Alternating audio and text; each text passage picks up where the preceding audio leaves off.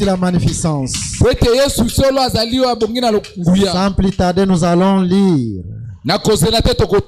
Nous sommes dans les livres d'Apocalypse au chapitre 4 et nous lisons le 8e verset. Il est écrit: les 4 êtres vivants ont chacun 6 ailes. Et ils sont remplis Dieu tout autour. Et au-dedans, ils ne cessent de dire jour et nuit: Saint, Saint, Saint est le Seigneur Dieu, le Tout-Puissant, qui était, qui est, qui vient. Que Jésus soit le Tout-Puissant dans ta vie. Que Jésus soit le Tout-Puissant dans tes projets. Que Jésus soit le Tout-Puissant dans tes entreprises. Acclamez le Seigneur pendant que tu es en train d'asseoir. Ok, nous disons d'abord que Jésus te bénisse. Parce que tu as choisi la bonne part. Le couvre-feu ne peut pas nous séparer de Jésus.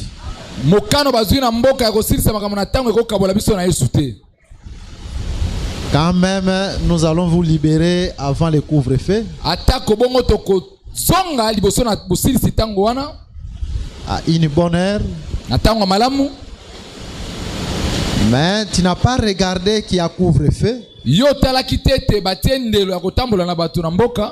Tu as accepté de venir devant ton Seigneur. Jésus a dit à Marthe que Marie a choisi la bonne part, qui ne lui sera jamais ôtée. Parce que Marie s'était mise au pied de Jésus pour écouter sa parole. Et comme ce soir tu as choisi la bonne part, qui est la parole qui ne périt jamais, que Jésus te récompense. Que Jésus te récompense. Je pense que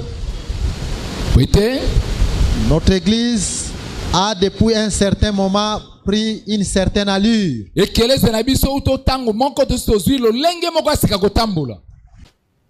Des paroles, des prières, s'il vous plaît, en abondance. Et la parole en abondance.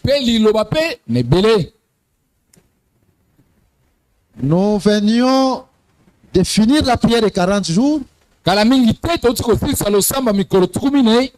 Et nous voici maintenant pour la prière de 21 jours.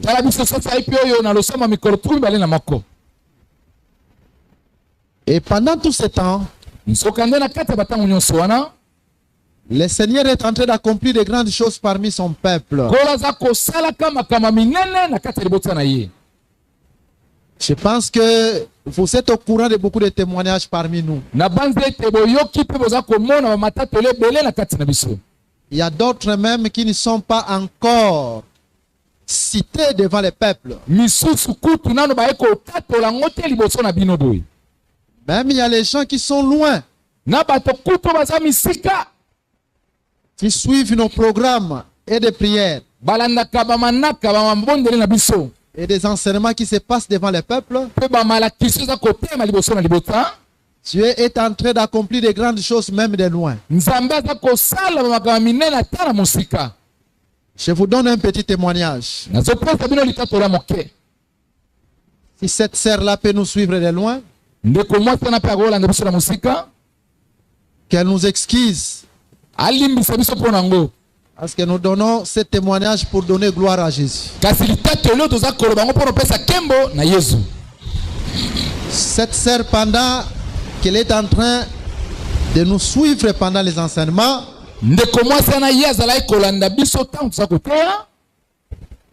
Et pendant qu'il était aussi avec nous dans la prière de 40 jours, la sœur nous a appelés. Elle habite la ville de Paris en France. Cette sœur avait un problème. C'est depuis sa naissance jusqu'à aujourd'hui qu'elle est une maman.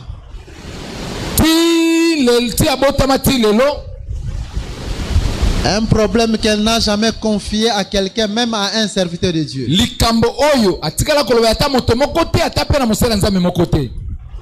Elle a été touchée par l'enseignement. Elle a dit, je suis aussi dans la prière. Et je crois que le Seigneur est capable de me visiter. Nous avons prié avec elle de loin. Nous avons continué encore de prier. La situation qui a fait des années que je ne peux pas dire devant vous, pour essayer de préserver aussi son honneur. Mais cette situation est partie du tic au tac. C'est pour vous dire quoi? Que Jésus est vivant.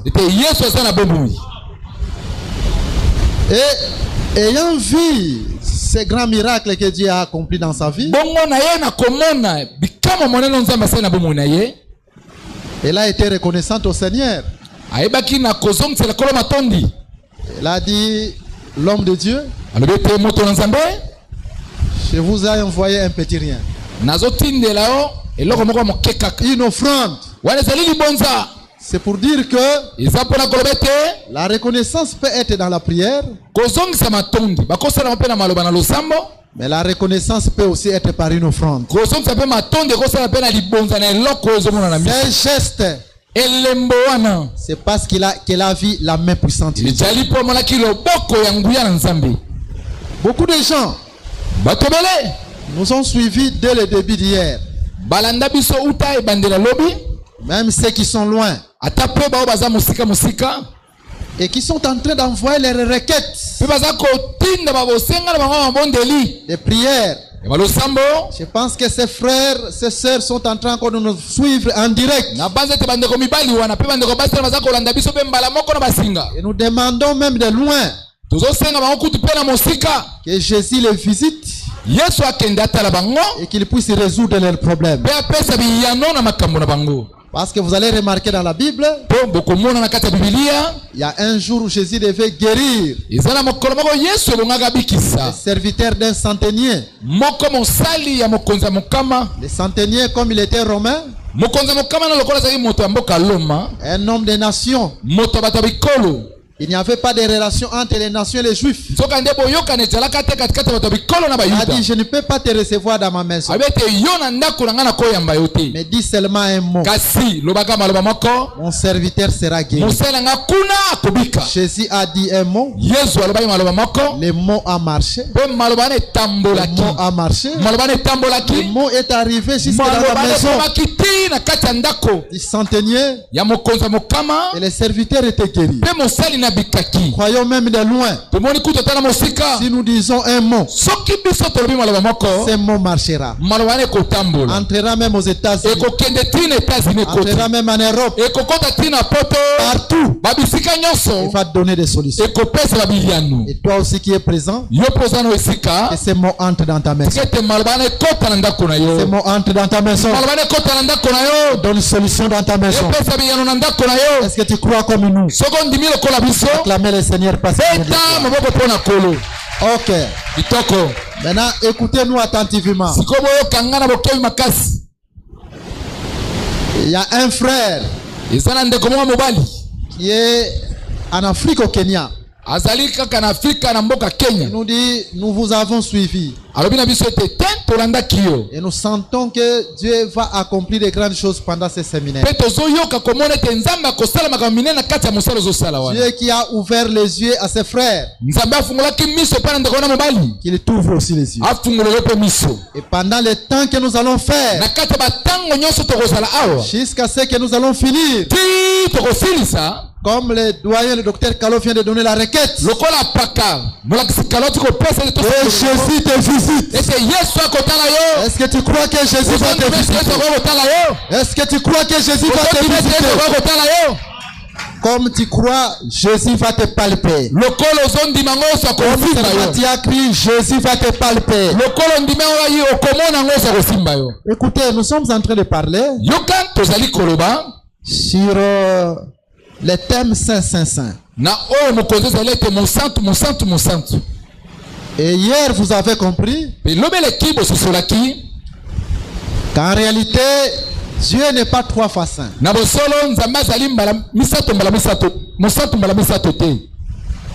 Parce que vous ne pouvez pas limiter Dieu à être seulement 3 fois saint, non.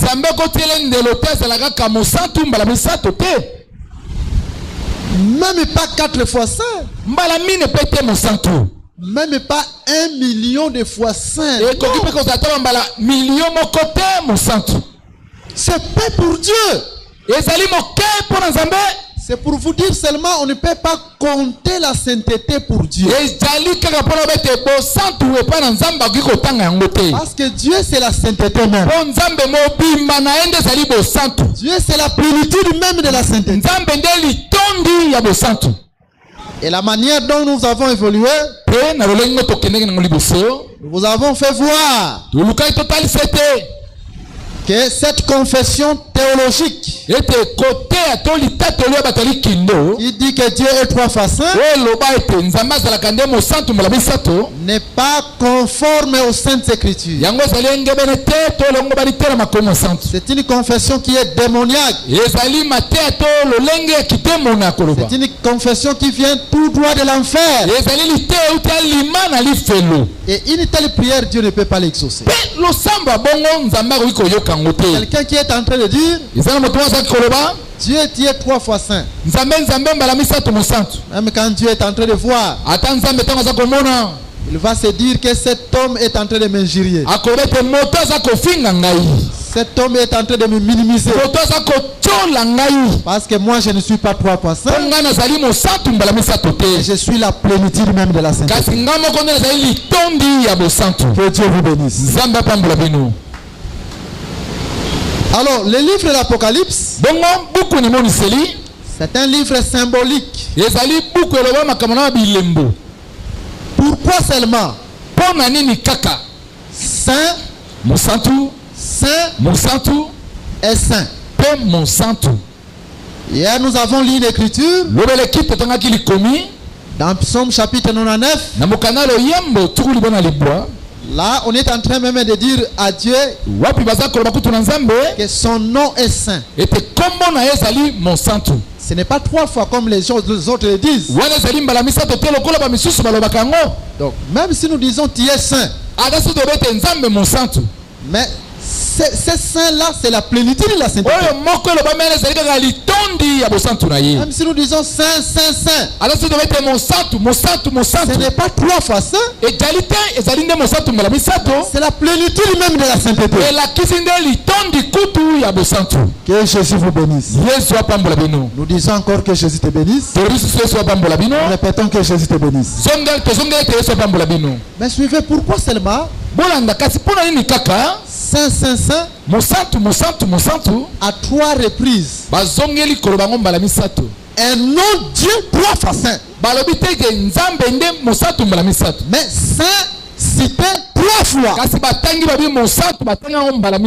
Mais cela ne veut pas dire que Dieu est 3 fois saint. Mais pourquoi cela est cité 3 fois? C'est ce que nous voulons expliquer aujourd'hui. Ma prière est que Dieu t'ouvre l'intelligence. Je pense qu'au fur et à mesure que nous allons évoluer, Vous allez comprendre beaucoup de choses. La fois passée, quand on parlait du tabernacle, nous avons vu que le vrai tabernacle, c'est Jésus lui-même. Parce que le 10 premiers campements, quand Israël marchait dans le désert et qu'il a traversé les 10 premiers campements, le tabernacle n'était pas encore construit. Mais arrivé au 11e campement, c'est là que le tabernacle fut construit. Et pendant les 10 premiers campements, comme le tabernacle n'était pas encore construit, la nuée était au-dessus des enfants d'Israël. Mais au 11e campement,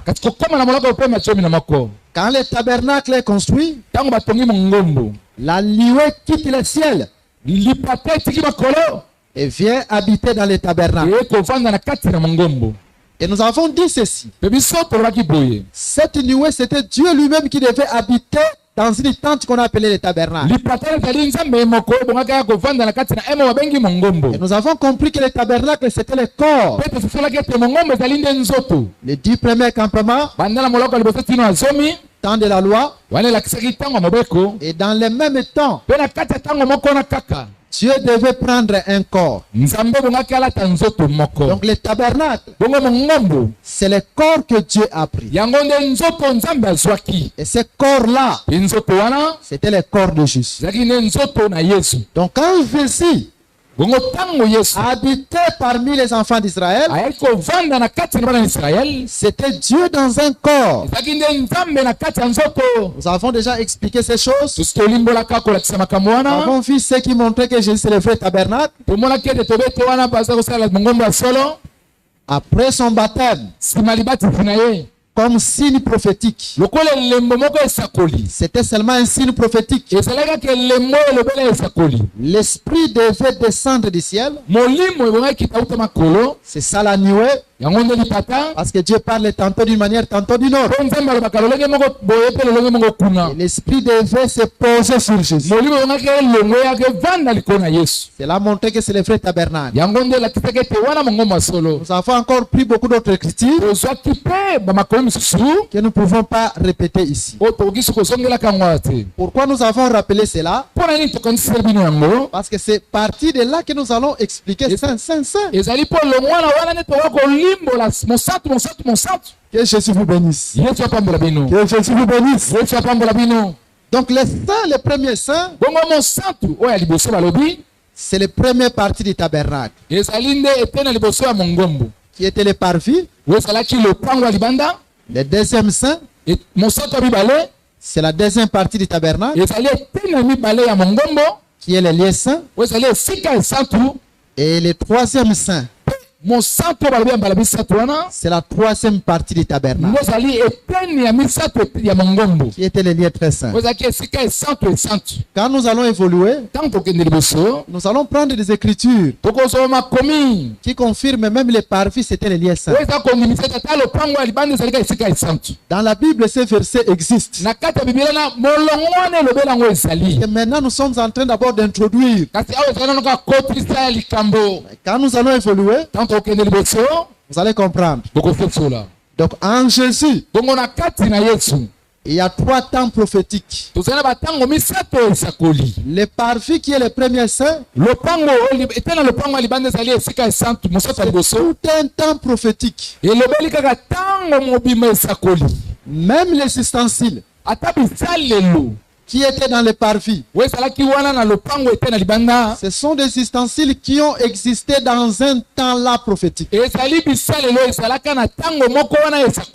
Nous prenons par exemple dans le parvis, on nous montre la cuve des reins. La manière dont nous allons évoluer, vous allez comprendre en Jésus-Christ comme étant saint. Le parvis, la cuve est venue quand Parce que c'est un temps prophétique. On quitte la cuve. On vient avec toujours dans les parvis. On voit l'autel. Sacrifice. Mais cet autel est venu dans quel temps prophétique?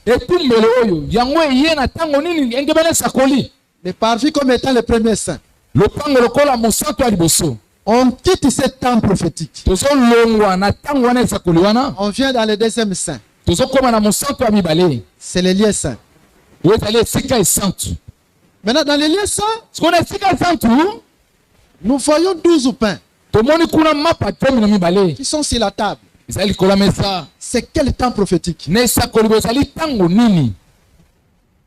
Ensuite, nous voyons aussi 7 chandeliers. On ne va pas expliquer 7 chandeliers, on s'attarde là. Mais nous allons seulement vous dire, les 7 chandeliers veut dire quoi? Dans quel temps?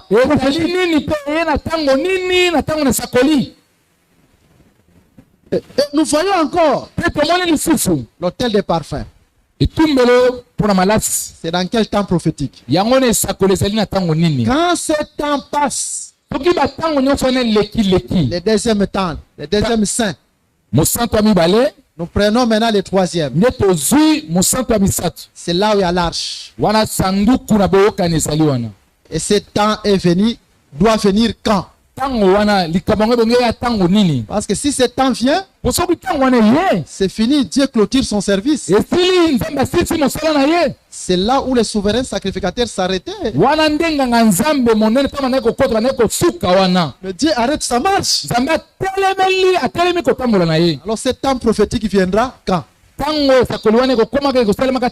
Retenez d'abord, premier saint. D'abord Jésus comme étant le tabernacle. Mais en Jésus il y a 3 temps prophétiques. Premier temps prophétique c'est les parvis. C'est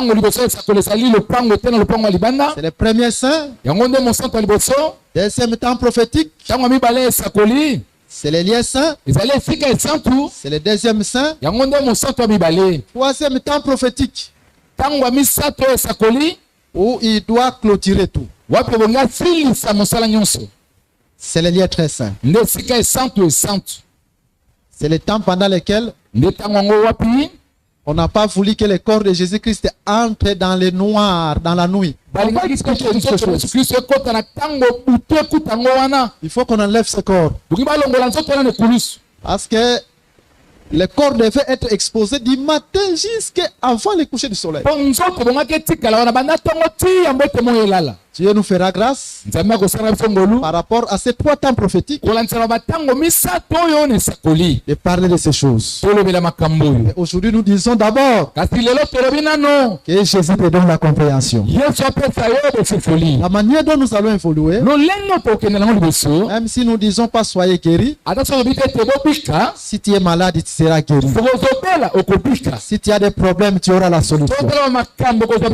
Nous disons toujours au Job, Dieu ne lui a jamais dit tu es malade, sois guéri. Mais Dieu était en train de montrer à Job les animaux comme les crocodiles, les aigles, ainsi de suite. Et après quoi, Job a eu sa guérison. De toute manière que nous allons évoluer, croyons que tu seras guéri au nom de Jésus. Que les portes de bénédiction te seront ouvertes au nom de Jésus. Acclamez le Seigneur parce qu'il mérite la gloire. Ok. Maintenant, remarquez, nous lisons d'abord une écriture avant d'abord qu'on prenne les 3 parties là comme étant des liens saints.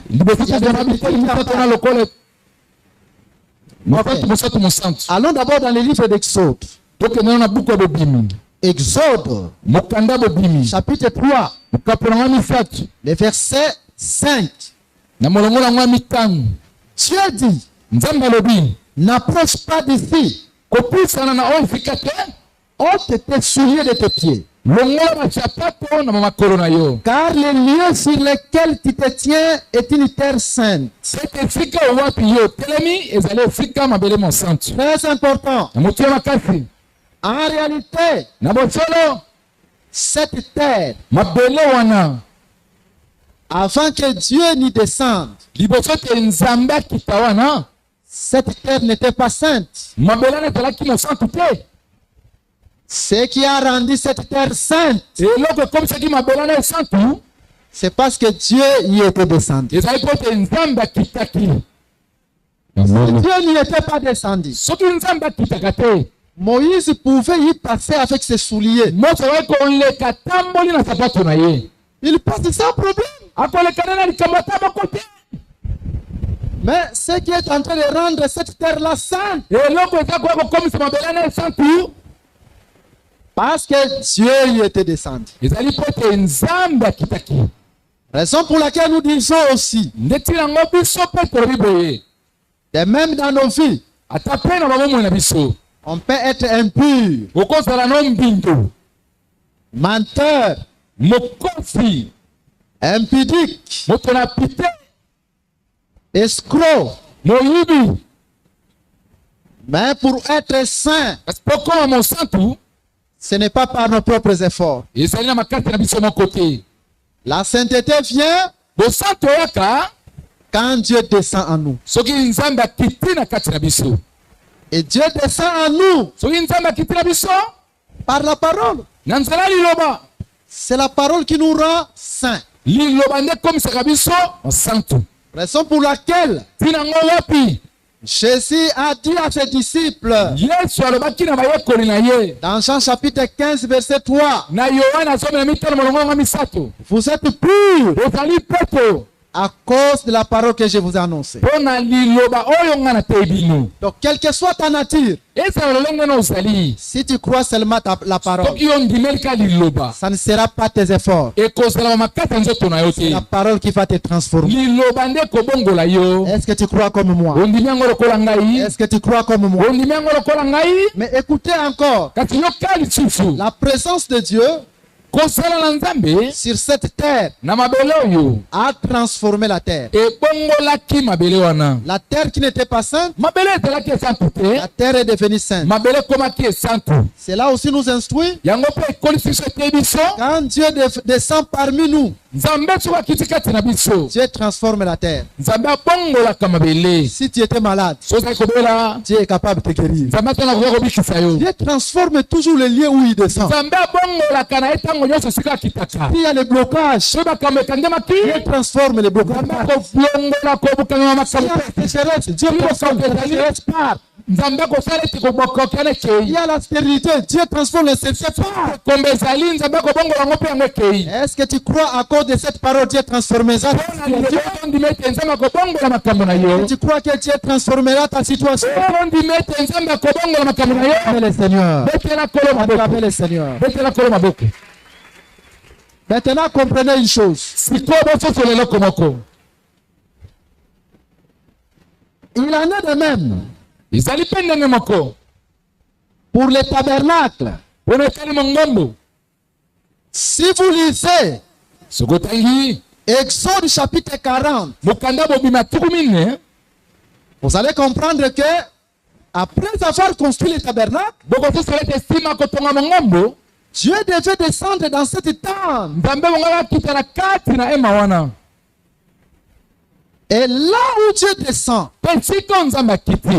cet endroit est sanctifié. Comme nous venons de lire cette écriture. D'une autre manière, le tabernacle était un lieu saint. Qu'est-ce qui a rendu le tabernacle comme étant un lieu saint? C'est parce que Dieu y était descendu. La fois passée, nous vous avons expliqué une chose. Que quand Dieu a ordonné qu'on puisse coudre les habits sacerdotaux, Pour les sacrificateurs et les souverains sacrificateurs. Mais Dieu n'a pas fait mention des chaussures. Et nous avons compris que quand les sacrificateurs entraient dans les tabernacles, ou les souverains sacrificateurs, ils y entraient sans chaussures. Pourquoi? Parce que c'était un lieu saint. Seulement comme Dieu a dit à Moïse, ôte tes souliers. Que les lieux où tu te tiens, les lieux devant lesquels tu te tiens, c'est une terre sainte. Comme le tabernacle était un lieu saint. Parce que Dieu y était descendu. Quand les sacrificateurs doivent y entrer, c'était sans chaussures. Et les vrais lieux saints, les vrais tabernacles, et le Seigneur Jésus-Christ. Et quand Jean-Baptiste va se présenter devant Jésus, il va se présenter aussi pieds nus, parce qu'il était indigne de racheter et de restaurer l'humanité.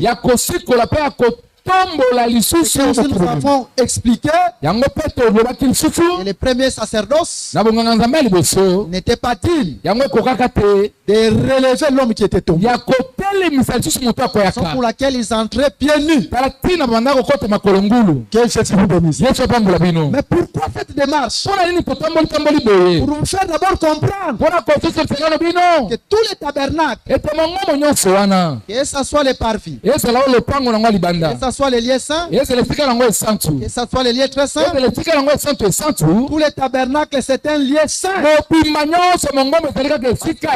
où Dieu descend, c'est un lieu saint. Que Dieu vous bénisse. Acclamez d'abord Jésus. Acclamez d'abord Jésus. Oh, vous allez comprendre beaucoup de choses. C'est un lieu saint. Et quand on dit parvis saint, tabernacle, lieu saint saint, deuxième partie, troisième partie du tabernacle. Écoutez d'abord entre parenthèses. Vous allez remarquer quand Dieu est descendu pour sanctifier la terre, Dieu devait descendre sur un arbre. On a appelé les buissons. Mais quand il descend sur l'arbre, l'arbre qui ne brûlait pas, mais Dieu sanctifie la terre. Cette chose est prophétique. C'est pour dire seulement quoi? Pour nous sanctifier, nous qui étions la terre, Dieu devait descendre par l'arbre qu'on appelle Jésus. Parce qu'après son baptême, il y avait beaucoup de gens, mais Dieu n'était pas descendu sur n'importe quel arbre. Dieu était descendu sur l'arbre qui est Jésus. Si Dieu descend dans l'arbre qu'on appelle Jésus, la mission est pour sanctifier une terre. Par Jésus, tu as été sanctifié. Par Jésus, j'ai été sanctifié. Et nous croyons par Jésus, Dieu est capable de nous visiter pour tous nos besoins. Parce que c'est l'arbre à lequel Dieu est passé pour visiter la terre. Et la seule personne à qui Dieu est passé pour te visiter, ce n'est pas moi, ce n'est pas un homme quelconque, c'est Jésus-Christ. Croyons ce soir, Dieu va te visiter par Jésus. Dieu va te visiter par Jésus. Dieu va te visiter par Jésus. Est-ce que tu crois comme moi? Que Jésus te bénisse. Maintenant, comprenez une chose. Allons lire l'écriture qui confirme que les parvis c'était aussi un lieu saint. Nous sommes dans Lévitique, chapitre 6. Et là, nous prenons le verset 16. Aaron et ses fils mangeront ce qui restera de l'offrande.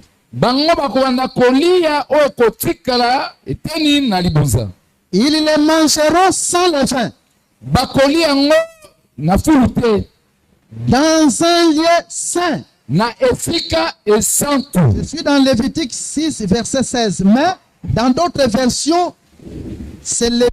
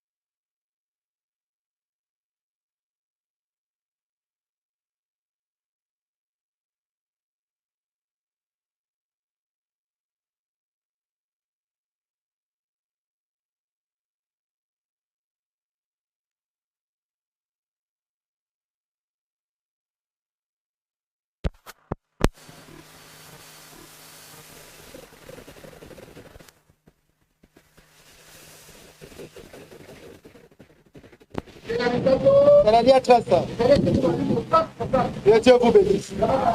Acclamez d'abord le Seigneur. Je ne sais pas le technicien de nous aider. Heureusement que nous avons le micro. On ne sait pas si on parle sans micro. La technique peut nous aider. Est-ce que cela est en train de passer directement en direct? Quand on a parlé sans micro. On ne sait pas. Parce que Dieu cherche aussi les salut d'un plus grand nombre, comme la Bible nous dit. C'est Paul qui le dit. Il cherchait aussi les salut du plus grand nombre. Amen. Donc nous répétons, on n'est pas pressé. Là où le temps nous est fixé, si nous arrivons, nous arrêtons. Nous avons lu Lévitique chapitre 6, verset 16. Sur les tablettes et les téléphones. Mais sur les Bibles, c'est Lévitique 6, verset 9. Aaron et ses fils mangeront ce qui restera de l'offrande.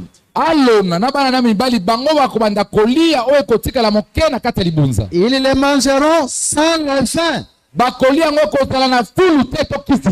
Dans un lieu saint. Dans les parvis de la tente d'assignation. Nous venons de répéter par micro. c'est que nous avons dit sans micro. Donc, conformément à cette écriture, les parvis aussi, c'est un lieu saint. Pourquoi, comme nous l'avons dit, là où Dieu descend, cet endroit, c'est un lieu saint. Comme Dieu est descendu dans le tabernacle, Dieu a de même sanctifié tout le tabernacle. Et quand on nous parle du premier saint, comme nous venons de le dire, cela ne veut pas dire que Dieu est 3 fois saint, parce que Dieu c'est la plénitude même de la sainteté. Mais pourquoi à 3 reprises?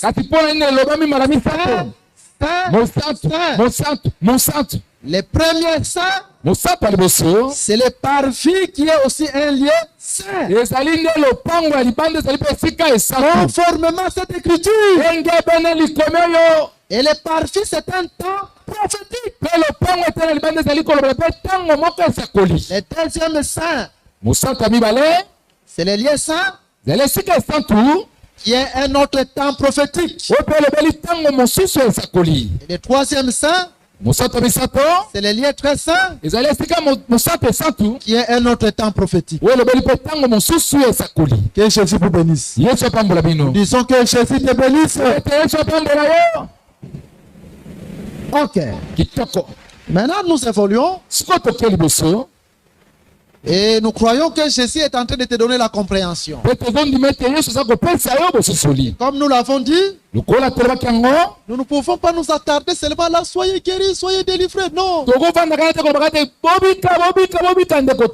La vraie déclaration de la guérison doit venir après l'explication de l'écriture. Comment est-ce que l'écriture n'est pas expliquée et que la mort est ôtée? Non. La mort est ôtée quand l'écriture est expliquée. Mais je suis dans un verset. C'était au temps de Daniel. Le roi a eu un songe. Le songe n'était pas encore interprété. Et la mort régnait autour de l'entourage du roi. Parce que le roi avait dit que si le songe n'est pas interprété, tout son entourage doit être éliminé. Mais quand le songe fut interprété par Daniel,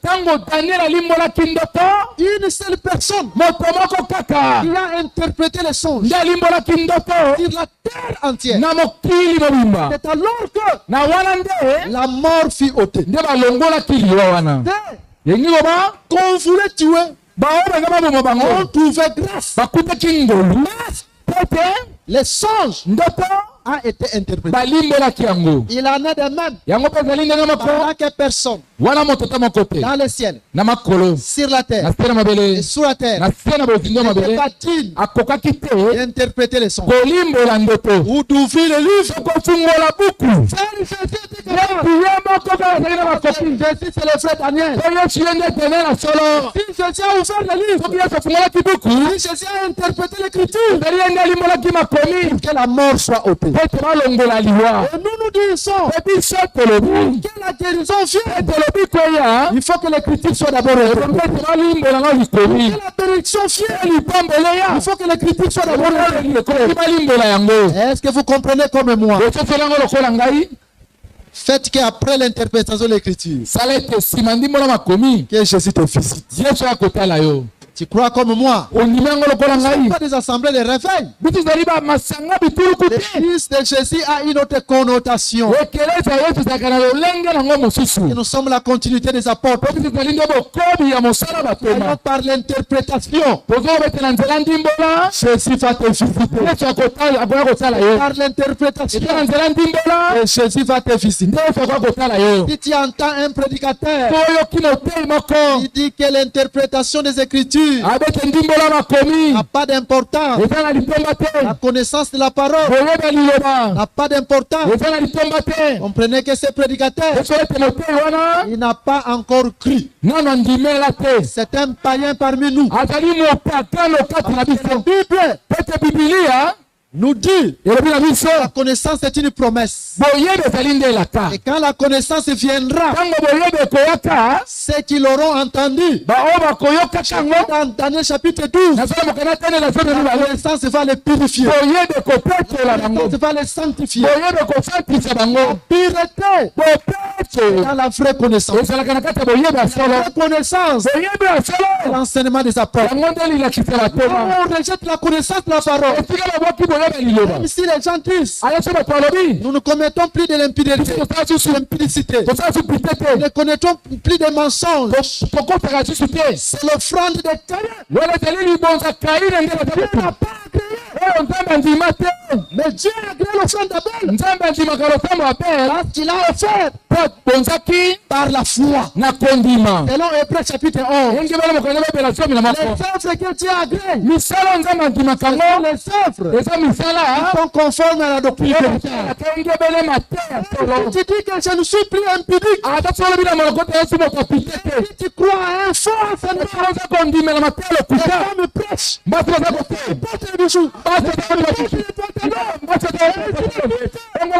C'est le fond de Caïn. Tu ne commets pas l'impudicité.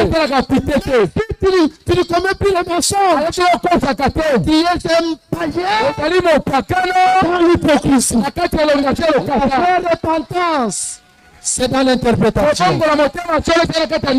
miracle, dans l'interprétation. Est-ce que dans l'interprétation véritable, Jésus te purifie, Jésus te sanctifie, Jésus te délivre, Jésus te fait le secours. Acclamez le Seigneur parce qu'il mérite la gloire. Acclamez le Seigneur parce qu'il mérite la gloire. Ok. Nous devons aimer la connaissance plus que toute autre chose. C'est ça la connotation de l'église de Jésus. C'est ça la connotation de l'église des apôtres. Maintenant, remarquez une chose, chers bien-aimés.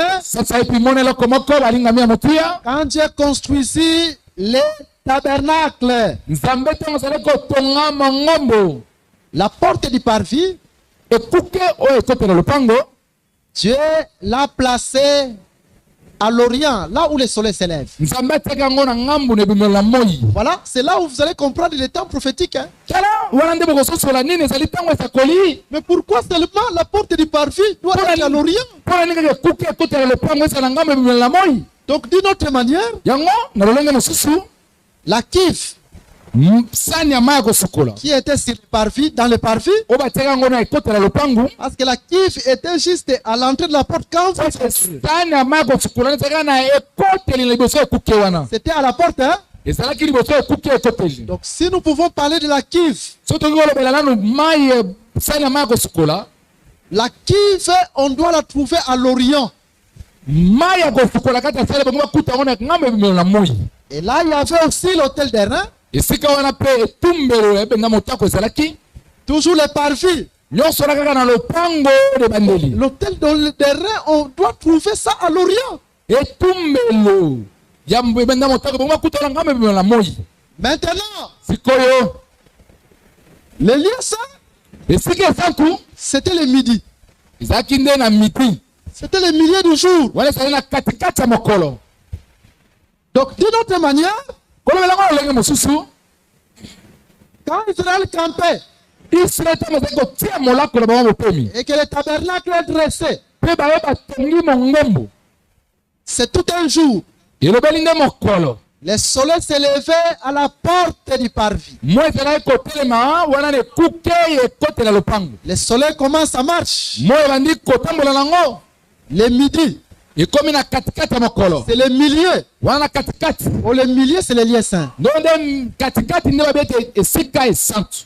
Maintenant, le soleil doit aller se coucher. vers les lieux très saints. Les 3 temps prophétiques, les parvis c'est le matin, les lieux saints c'est le milieu du jour, c'est le midi, et les lieux très saints c'est le soir. Que Jésus vous bénisse. Donc, les ustensiles qui étaient dans les parvis, c'était à l'entrée de la porte. C'est à l'Orient. Mais au milieu du jour, c'est le milieu du jour, c'est le midi.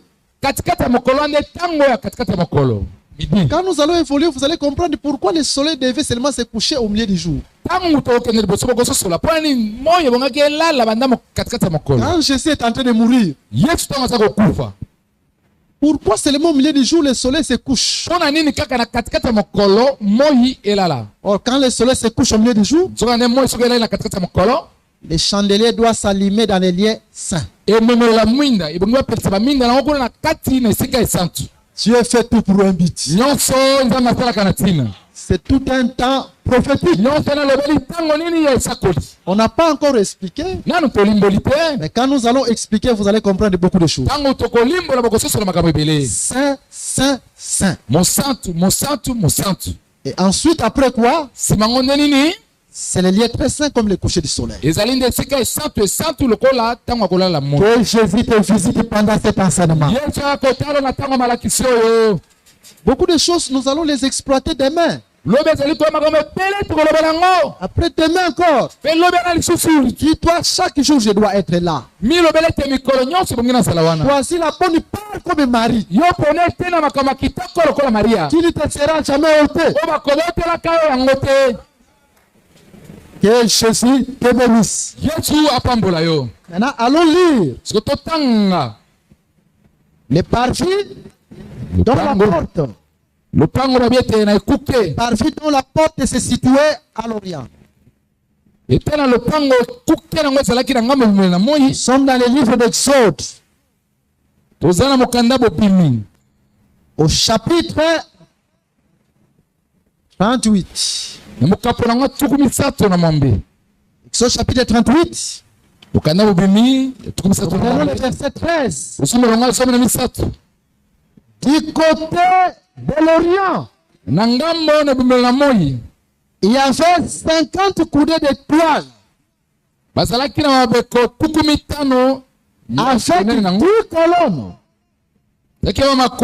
colonnes et leurs 2 bases. Les colonnes et leurs tringles étaient d'argent. Non, là c'était du côté de l'Occident. Le verset 12. Le verset 13 nous dit ceci. Du côté de l'Orient, les 50 coudées de largeur. Vous pouvez évoluer. Nous venons directement au verset. Ok, pour ne pas tout lire. Ça, c'est du côté de l'Orient. Nous prenons le verset 15. Et toujours du côté de l'Orient. Et pour la seconde aile, qui correspondait de l'autre côté de la porte du parvis. 15 coudées de toile, avec 3 colonnes et les 3 barres. C'est cette écriture qui nous confirme. C'est cette écriture qui nous confirme.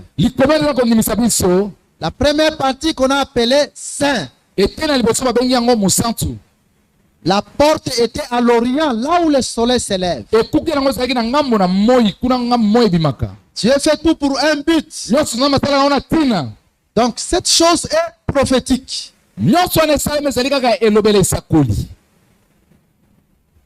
Maintenant, quand Dieu nous parle du parvis, Dieu qui vient comme étant le premier saint. Dieu comme étant le souverain sacrificateur qui entre. Mais quand il entre, la porte se trouve sur les parvis. Les parvis dans la Bible, c'est tout un peuple qu'on appelle Israël. Suivez-nous attentivement. D'une autre manière, la porte d'entrée de Dieu pour venir sur la terre, c'est le parvis qui est tout un peuple Israël. Dieu n'est pas parti, n'est pas entré par le Congo, non. Dieu n'est pas entré par les États-Unis d'Amérique, non. C'est ainsi quand vous entendez, il y a un prophète messager des États-Unis, vous vous posez tant de questions. Parce que la porte d'entrée de Dieu, c'est le parvis, et le parvis, c'est Israël.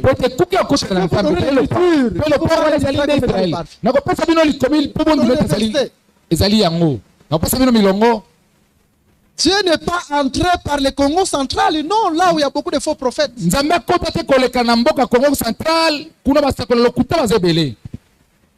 C'est comme il y a un faux prophète au Congo central qui était un grand occultiste. Arrêtez, il travaillait avec des puissances magiques. Il voulait monter au ciel. Mais quand il voulait monter,